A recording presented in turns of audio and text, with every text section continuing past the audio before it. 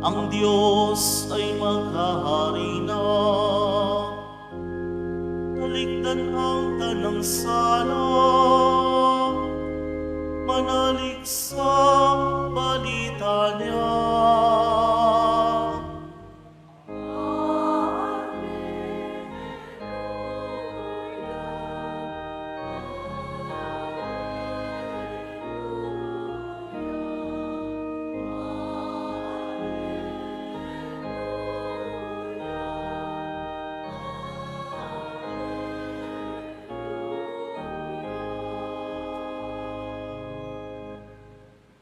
Sumainyo ang Panginoon. At sumaiyo rin. Ang mabuting balita ng Panginoon ayon kay San Mateo. Papuri sa iyo, Panginoon. Noong panahong iyon, nang makita ni Jesus ang napakaraming tao, nahabag siya sa kanila sapagkat sila'y lito at lupaypay, parang mga tupang walang pastol. Kaya't sinabi niya sa kanyang mga alagad, sagana ang aanihin ngunit kaunti ang mag-aani. Idalangin ninyo sa may-ari ng anihin na magpadala siya ng mga manggagawa sa kanyang aanihin. Tinipo ni Jesus ang 12 alagad at binigyan ng kapangyarihang magpalayas ng masasamang espiritu at magpagaling ng mga may karamdaman.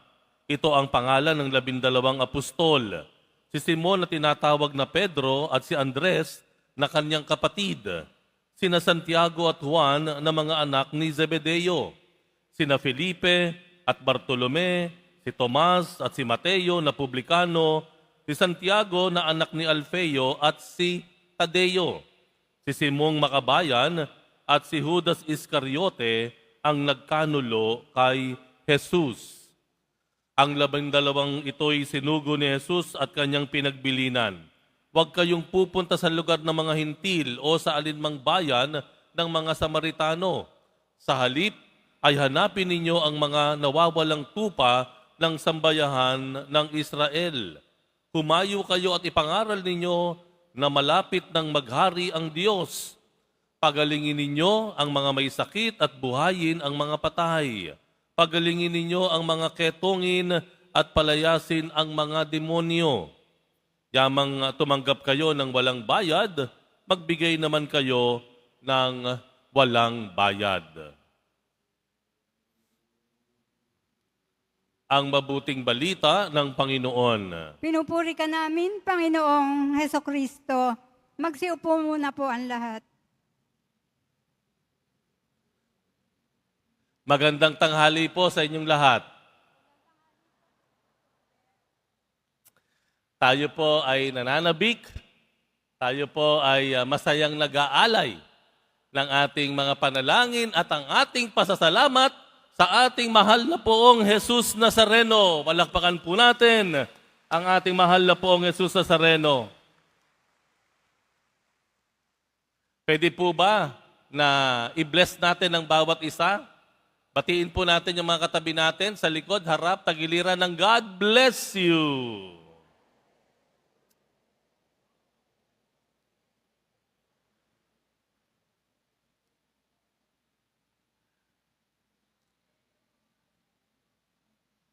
Sa ating ebanghelyo, matutunghayan nyo na pinangalanan yung mga piniling alagad ng Panginoong Jesus. No? Nababanggit dito, ayan, sina Tomas, San Felipe, Bartolome, Santiago, Juan, Andres, Simon, na mayroong kanya-kanyang background na sinabi. No? Ang tanong natin, bakit kaya kailangan pang pangalanan yung mga alagad ni Jesus? Bakit isinulat pa ito ng ebanghelista na isinama dito sa banal na kasulatan? Bakit kailangan pang banggitin ang mga pangalan na ito? Ito ba ay isang exclusive circle? Ayan, ano? Ito ba ay mga pribilehiyo? Ipinapakita po ba yung pribilehiyo na nauukol lamang sa 12 alagad na ito? Ito ba ay naglalayong hatiin yung mga alagad ng Panginoon na malapit sa Kanya at mga alagad na malayo? Bakit kailangang pangalanan? Isa po ang dahilan, isa sa mga dahilan, nais pong ipakita ng ating Panginoon ang Kaniyang pagkilala sa pagkakaiba-iba ng bawat isa. Jesus was recognizing the individuality of His apostles. Kinikilala niya ang pagiging unique ng bawat isa. Ika nga, tinatrato niya ang bawat isa uniquely. Ang trato niya kay Pedro ay iba ang trato niya kay Bartolome. At iba ang trato niya kay Felipe o ibang trato kay Judas. Kinikilala ng Panginoon ang pagkakaiba-iba. And that goes the same today with us. The Lord recognizes our own uniqueness. Tatalungin ko kayo, ano po yung unique sa inyo? Ano ang kakaiba sa inyo kumpara dyan sa katabi po ninyo?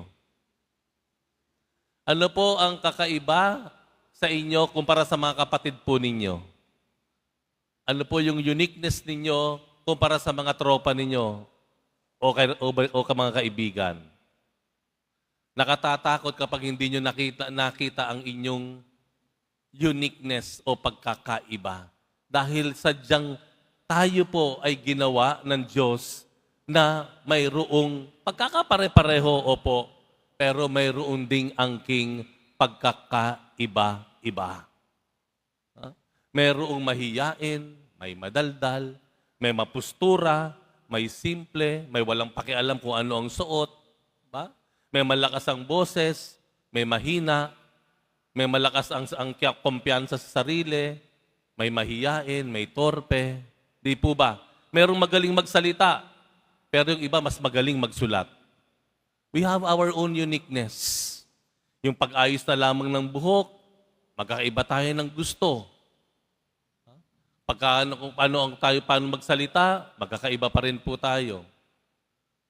Bagamat kahit tayo po ay magkakaiba, ito po ay kinikilala ng Diyos. Kahit sa ugali po, magkakaiba tayo. Mayroong chill-chill lang, easy lang, relax lang. Meron namang natataranta, parang laging alarma, parang laging nagmamadali. May ganun po, ano? May ganyan. Di ba? Merong mitikuloso, merong okay lang yan. Di ba? Iba-iba po talaga eh.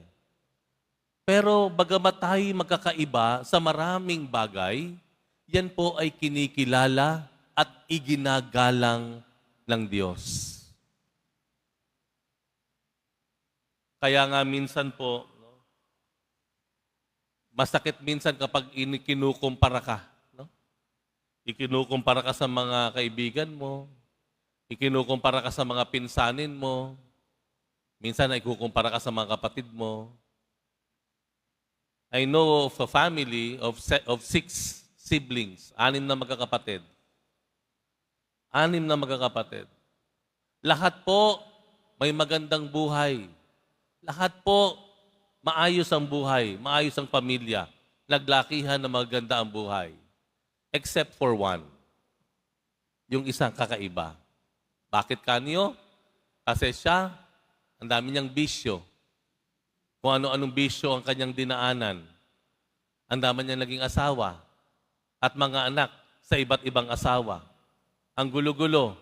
Laging may parang away sa bahay nila. Alam niyo kung ano naging dahilan? Hindi dahil bobo siya. Hindi dahil natural na matigas ang ulo niya, hindi po. I found out, natuklasan ko po, na ito palang nag-iisang ito na lumaking kakaiba sa 5 niyang magkakapatid. Mula nung bata siya, lagi siyang ikinukumpara sa kanyang ibang mga kapatid. At nasaktan siya roon. Ikinukumpara siya sa mas matanda sa kanya, ikinukumpara siya sa mas bata sa kanya, hinahanapan siya nung kung ano meron ang kanyang kapatid, hindi nakita para sa Kanya. Ang hinahangad niya ay makita ang Kanyang pagiging kakaiba. His uniqueness. Pag hindi natin nakita ang ating pagkakaiba at hindi natin na-appreciate, hindi natin na ginagalang ang ating pagiging iba, doon po tayo minsan nagiging dahilan ng hindi nating pag-unlad. Sa Ebanghelyo, sinasabi po dito ng Panginoon, maraming aanihin, kokonti ang mga ani. The harvest are many, but the laborers are few. Sinasabi, tinutukoy ng Panginoon, maraming taong nangangailangan, maraming taong nananaghoy, dumadaing, pero kakaunti ang tumutulong. Kakaunti ang naglilingkod. Kakaunti ang nagmimisyon. Kaya isang dahilan kung bakit mayroong pagkaunti ng mga naglilingkod, dahil nga po hindi makita ng bawat isa na sa kanyang pagiging unique, kaya niyang maglingkod sa Diyos. When we compare ourselves to others, that at times discourages us to serve the Lord. Ay, hindi naman ako kasing madasalin ni ganito hindi ako pwedeng maglingkod.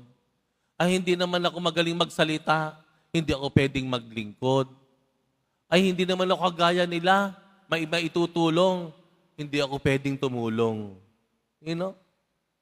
When we compare, kapag kinukumpara natin ang ating sarili sa iba, kung ginagamit natin yung panukat ng iba para sukatin ang ating sarili, ito ang isang dahilan kung bakit hindi tayo makapagbigay, makatulong, makapaglingkod.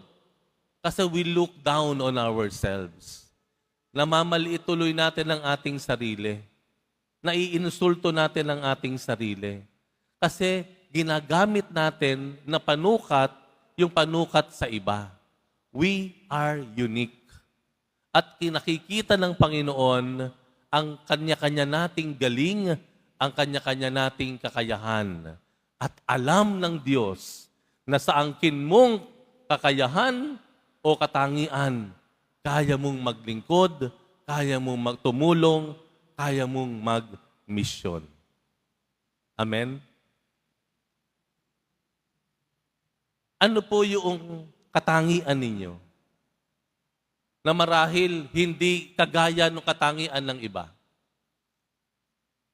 Pwede pong gamitin yan para tumulong sa iba.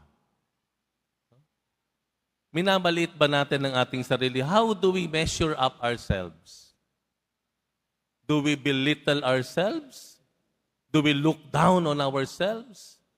Hindi ba natin nakikita at hindi natin napagpapasalamat yung pagiging unique natin, yung ating kakaibang kakayahan o katangian? Dahil lagi nating sinusukat ang ating sarili sa kaiba, yung holiness natin, ikinukumpara natin sa holiness ng iba. Alam ng Panginoon ang kanya-kanya nating kabanalan. Kung papaano niyang alam ang kanya-kanya nating kakayahan. Kung kaya't masasabi po natin na sa kanya-kanya nating katangian, pagkakaiba, kakayahan, kayang-kaya at pwedeng-pwede tayong maglingkod sa Diyos.